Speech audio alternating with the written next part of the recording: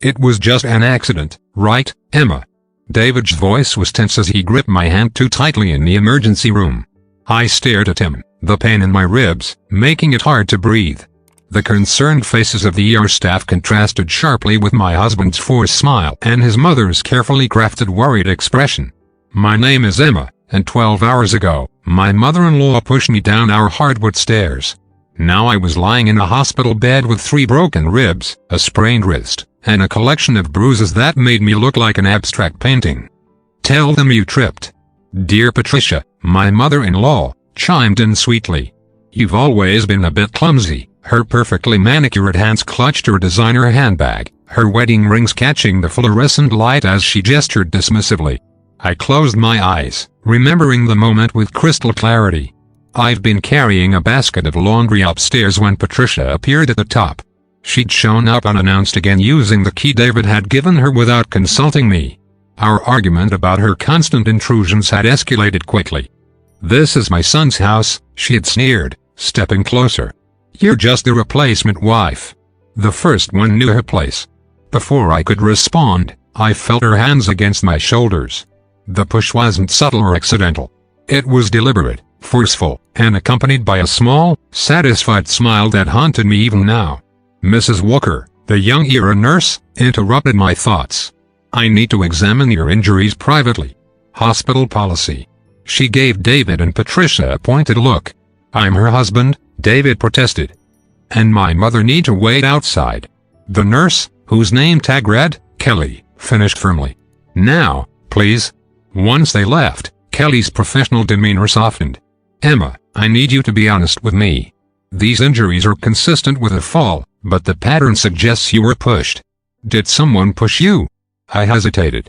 David would never believe me over his mother.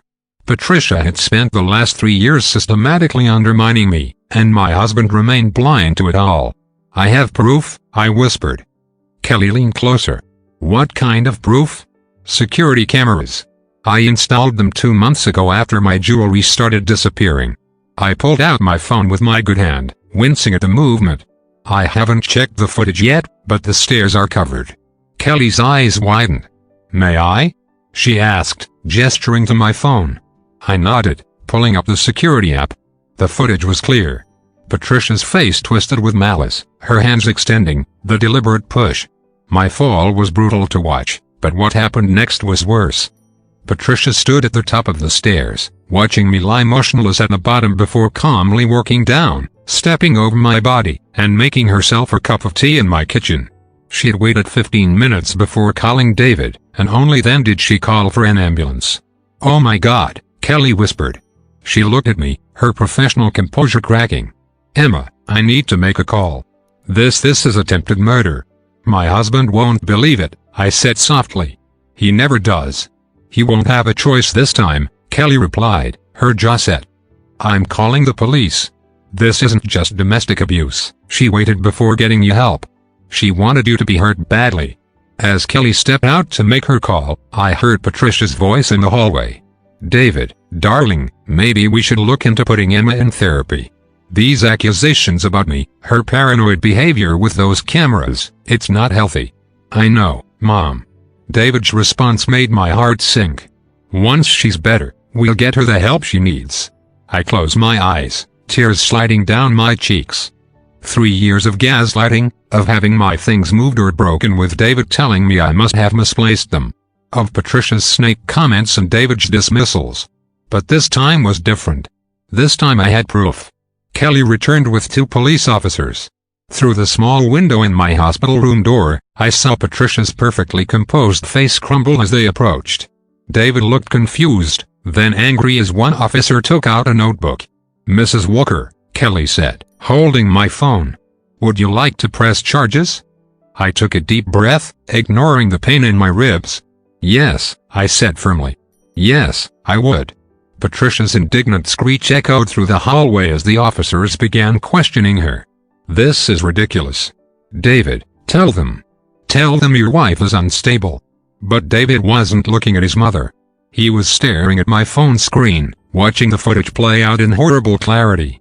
His face had gone pale, his hands trembling as he watched his mother, the woman he'd always defended, tried to kill his wife. The next few days passed in a blur of police statements, medical examinations, and uncomfortable silences. I was released from the hospital with strict instructions to rest and a prescription for pain medication that made the world feel slightly fuzzy around the edges. David insisted I come home, but I chose to stay with my sister Kate instead. He let her have a key to your house without asking you. Kate fumed as she helped me settle into her guest room, and he's been defending her behavior for 3 years. Emma, I knew it was bad, but I watched her arrange my medications on the bedside table, thinking about the past 3 years. The missing jewelry that Patricia had claimed I must have misplaced. The family heirlooms that disappeared when she visited, only to show up in her house as things David gave her. The constant comments about my housekeeping, my cooking, my appearance, all met with David's standard response. Mom's just trying to help. My phone buzzed again. Another message from David. Please come home. We need to talk about this. Mom's been arrested and they're treating her like a criminal. She is a criminal. Kate snapped, reading over my shoulder. She literally tried to kill you. The preliminary hearing was scheduled for the following week. The evidence was damning. Not just the security footage, but the hospital records showing Patricia's deliberate delay in calling for help. The detective assigned to my case, a no-nonsense woman named Detective Martinez, had more questions.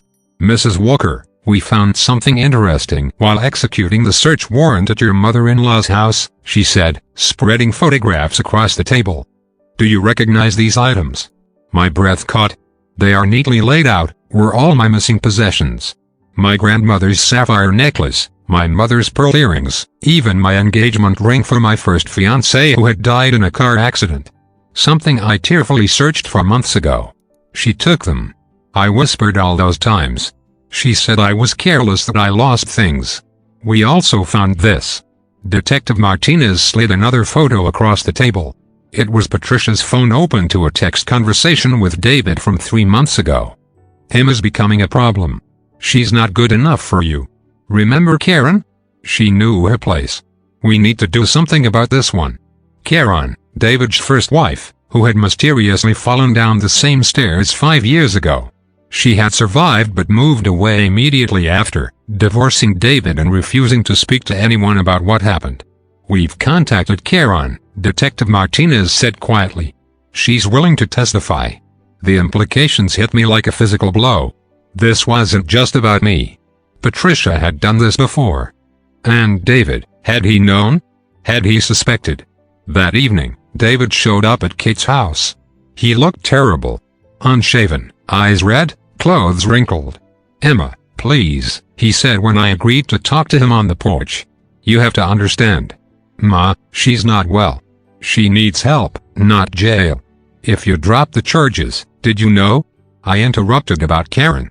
About what your mother did to her. His silence was answer enough. They found my things, David. Everything she stole. Everything you told me I was careless enough to lose. My voice was steady despite the trembling in my hands. The police found her text to you about me being a problem, about doing something about me. I never thought she actually hurt you. He protested weakly. She's my mother and I'm your wife. The words burst out of me. Years of suppressed anger. Finally breaking free. You gave her a key without asking me. You dismissed every concern, every fear. You watched her steal from me, belittle me, break me down piece by piece, and you did nothing. You chose her over me every single time. Emma, no. I cut him off. I'm done. The police are reopening Karen's case. Your mother is going to face consequences for what she's done. And so are you. What does that mean? I pulled an envelope from my pocket, papers my lawyer had drawn up that morning. It means I'm pressing charges against your mother for attempted murder and theft. And I'm divorcing you for conspiracy and emotional abuse. He stared at the envelope, his face draining of color. You can't do this. We can work this out once Mom gets help. Your mother pushed me down the stairs and watched me lie there injured for 15 minutes before calling for help. And you? I laughed bitterly. You told me I needed therapy for being paranoid. Well, guess what? The cameras I installed proved I wasn't paranoid at all. I stood up, ignoring the pain in my ribs. The detective found your mother's diary, David. Pages and pages about how she got rid of Karen, how she was planning to get rid of me, and your texts encouraging her protective behavior. You're not innocent in this." His face crumpled, the facade of concerned husband finally cracking. "I'll lose everything. My job, my reputation. You should have thought about that before you chose your mother over your wife's safety." Twice. I turned to go back inside, then paused. "Oh, and David, I'm keeping the house. It turns out attempting to murder your daughter-in-law is a great way to avoid any claim to property. Your lawyer can contact mine about the rest." I closed the door on his stunned face, leaning against it as Kate wrapped me in a gentle hug. "You did it," she whispered. "You're free." For the first time since my fall, I felt like I could breathe properly again. The truth was finally out, and neither Patricia nor David could hurt me anymore. 6 months later, I sat in the courtroom watching Patricia's carefully maintained composure crack as the judge delivered her sentence. 15 years for attempted murder with additional charges for theft and the reopened case with Karen. The evidence had been overwhelming. The security footage, her diary detailing both attacks, and Karen's powerful testimony about her own experience. She told me I was never good enough for her, David. Karen had testified, her hands shaking, but her voice strong. Then one day, after months of psychological abuse, she pushed me down those same stairs. When I tried to tell David, he said I was confused from the fall. I knew then I had to leave. David hadn't fared much better. His text messages and documented pattern of enabling his mother's behavior had led to charges of conspiracy and accessory after the fact. He'd lost his job at the law firm when the story broke, his reputation in shambles. The divorce had been finalized 3 months ago, and he'd been sentenced to 5 years probation and mandatory counseling. As the bailiff led Patricia away, she turned to look at me one last time. The hatred in her eyes was still there, but now it was changed with something else. Defeat. She'd lost everything. Her freedom, her social standing, and most importantly, her control. "You did the right thing," Detective Martinez said, touching my shoulder gently as we left the courthouse. "Your case has encouraged 3 other women to come forward about similar experiences with their mothers-in-law. You've started something important here." I thought about those other women as I drove home to my newly renovated house. The first thing I'd done after the divorce was replace the stairs, not out of fear, but as a symbol of reclaiming my space. The security cameras stayed, though, a reminder that trusting my instincts had saved my life. My sister Kate had helped me redecorate, removing every trace of Patricia's influence. The stolen items she'd taken from me now sat proudly displayed in my bedroom. Each one a testament to my resilience. My grandmother's sapphire necklace caught the light as I passed my dresser, no longer hidden in Patricia's jewelry box. The doorbell rang. Karen, right on time for our weekly coffee meeting. We had formed an unexpected friendship during the trial, bonding over our shared experiences and recovery. "The house looks amazing," she said, settling onto my new couch. "So different from when we were trying to please her." I finished handing her a cup of coffee. "I know. Everything then had to be beige and proper. Now it's all about what makes me happy." Karen smiled, touching the bright throw pillow beside her. "I did the same thing after I left. Painted my whole apartment purple just because I could." David hated purple. We shared a knowing look, both understanding the small acts of rebellion that help us reclaim our lives. "Have you heard?" Karen asked, pulling out her phone. "They are starting a support group for women with abusive in-laws. They want us to speak at their first meeting." I looked at the website she showed me. Breaking the silence, recognizing and responding to in-law abuse. The homepage featured resources, warning signs, and stories from survivors. "We should do it," I said, surprising myself with my enthusiasm.